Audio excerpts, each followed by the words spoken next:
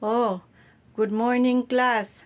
So, ang pag-aaralan natin ngayon ay tungkol sa mga hayop, tungkol sa mga langgam.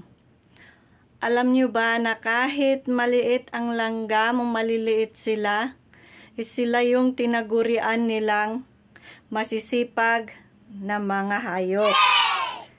Kasi ang mga langgam sa tag-araw, nag-iipon yan ng mga pagkain. Hindi sila nagsasayang ng oras nila. At hindi rin sila nagbubulakbol. Hindi sila nagpupunta kung saan-saan.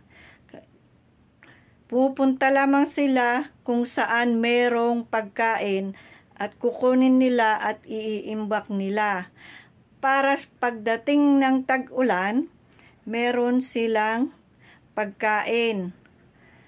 Kaya sa inyo, class, tularan natin ang mga langgam. Yes! Masipag at hindi nagbubulakbol.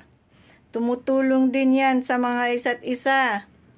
Kaya ikaw, Juan, maging masipag ka araw-araw at huwag magbubulakbol. Sabi mo, hindi bulakbol yung mga langgam. Nung recess kasi, iniwan namin sila dyan sa may upuan. Tapos pumunta kami doon sa ilog. Tapos tingin namin doon sa bato, andin din sila. O diba nagbubulakbol din sila, ma'am? Sinungaling ka, ma'am eh. Ay, nako, itong si Pilosopong Juan. Maupo ka na nga, ginawa mo ba yung takdang aralin mo? Oh my God! Pilosopo ka eh.